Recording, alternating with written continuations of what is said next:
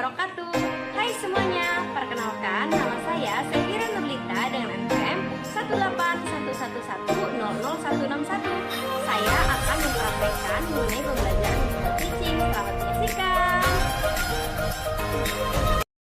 Assalamualaikum warahmatullahi wabarakatuh. Waalaikumsalam warahmatullahi wabarakatuh. Apa kabar anak-anak hari ini? Alhamdulillah, luar biasa. Allahu Akbar.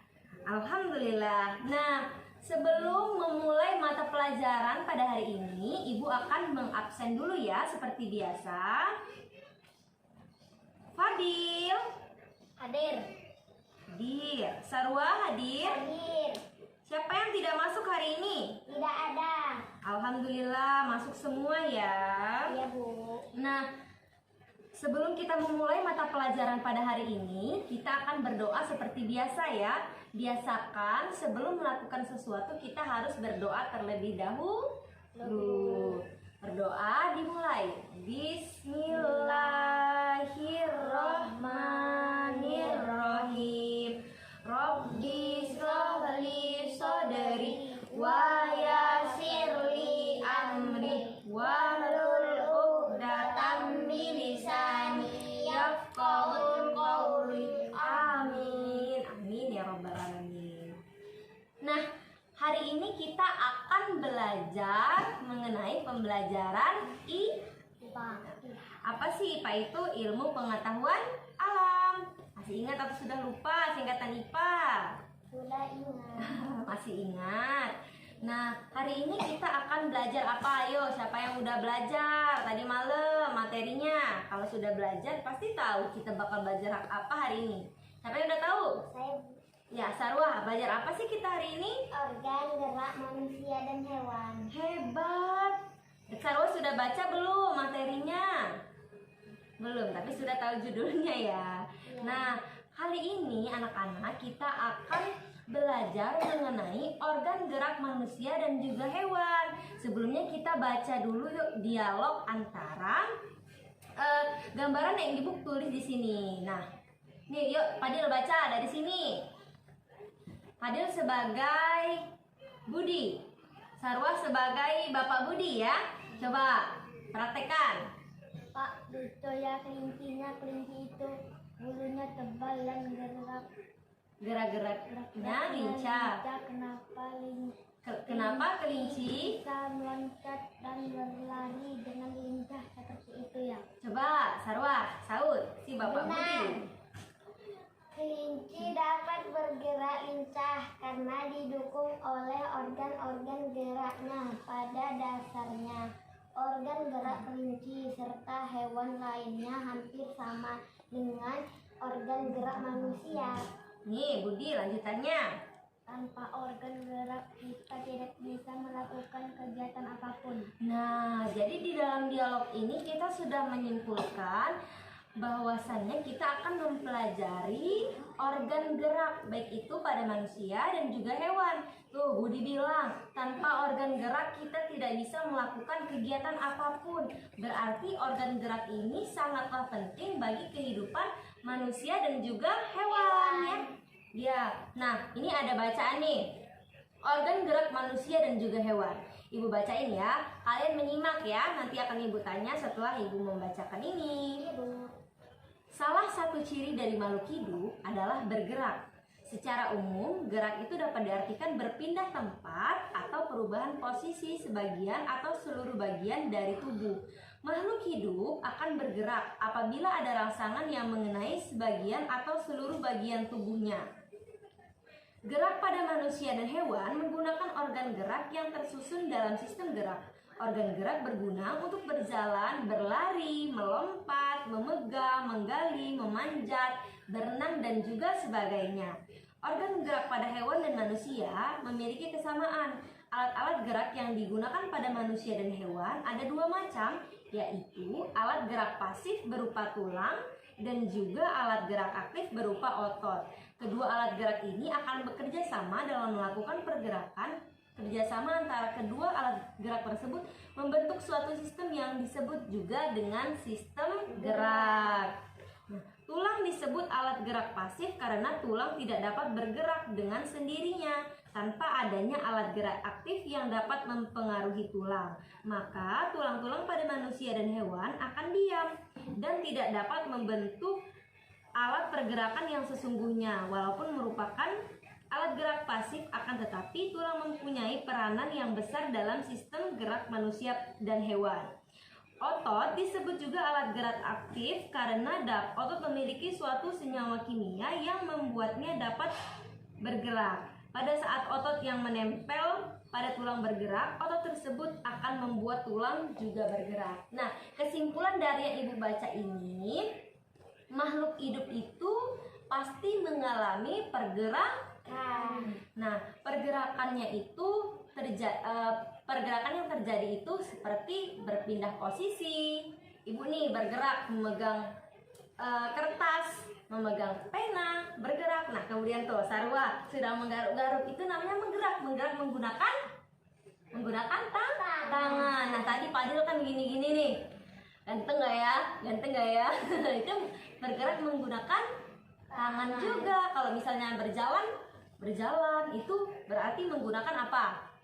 Geraknya kaki. Ya. Contohnya kelinci ini.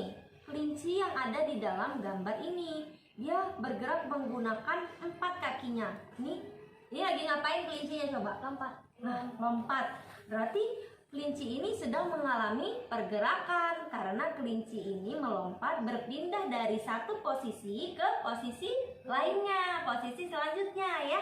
Nah, kalau makhluk hidup nggak bisa bergerak, jadinya apa? Kalau makhluk hidup sudah tidak bergerak lagi, berarti kita patut curiga dong. Berarti kalau misalnya kayak manusia sudah tidak bisa bergerak lagi, sudah tidak bisa berbaring saja, itu berarti sedang sakit, ya. Alat geraknya sedang terjadi sakit atau bermasalah. Nah, makanya kita selagi mempunyai alat gerak yang sehat yang masih bisa digunakan, tangan, kaki, itu kita rawat dengan baik ya. Cara menjaganya itu apa sih? Cara menjaga agar alat gerak itu sehat apa, Fadil? Cara menjaga agar alat gerak kita sehat? Olahraga. Nah, olahraga, hebat. Yang kedua apa, Sarwa? Ayo, caranya dengan apa menjaganya? Makan makanan yang sehat, yang berada ya sayuran, susu. Terus itu kita bisa berjemur pada sinar matahari pagi. Sinar matahari pagi itu ada vitamin D-nya. Jadi kalau misalnya anak-anak jam 9 atau jam 10 ada sinar matahari pagi, berjemur di luar itu sehat ya. Karena ada vitamin D-nya. Tapi kalau main udah jam 1 itu bukan ini lagi, bukan vitamin lagi ya, nanti malah kulitnya gosong. Nah, makanan sehat, minum susu itu juga penting. Siapa yang suka minum susu? Masih suka minum susu setiap pagi atau setiap malam? Iya. Nah, Sarwa, Fadil juga harus suka minum susu ya. Nah, ini kita akan Ibu tunjukkan nih antara kedua makhluk hidup ini. Ini ada si Budi. Budi kan apa? Manusia. Kalau ini hewannya hewan apa? Kelinci. Kalau yang kecil ini apa? Siput. Semua mereka bergerak tuh. Budi mengangkat tangannya, mengangkat kakinya.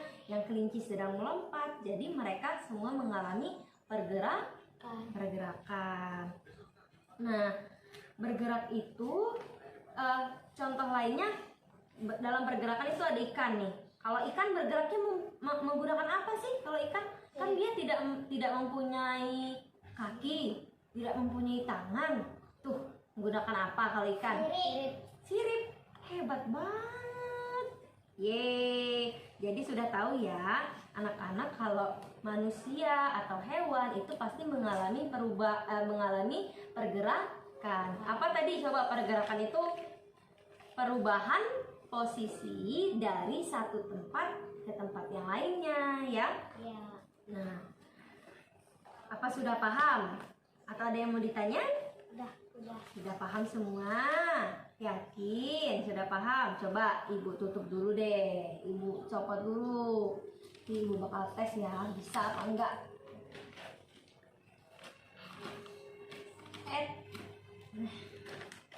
Ibu tulis di sini hewan ya, nama hewan. Siapa yang bisa cepat-cepatan nanti bakal dapat poin. Cepat-cepatan, siapa yang bisa satu jawab berarti dapat 1 poin. Kalau enggak berarti 0. Alat gerak. Oke, jangan dijawab dulu ya, bisa tunjuk tangan nanti. Hewannya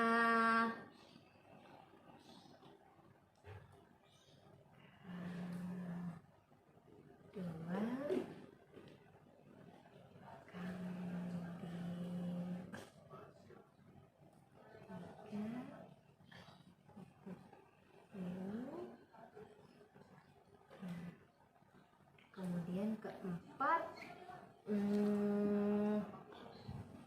apa ya? Kerbau. Sapi. Tuh, siapa yang bisa cepet-cepetan? Siapa yang bisa? Ya, Fadil.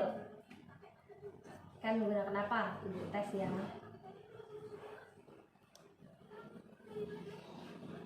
Selanjutnya, isi semua kalau bisa. Kambing menggunakan apa?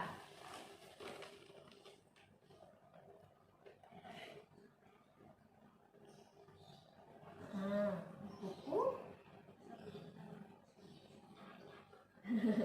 Sayap. Hewan yang menggunakan sayap apa aja? Hewan yang menggunakan sayap. Burung. Terus apa lagi? Bener ya? Kupu-kupu. Kupu-kupu. Terus apa lagi?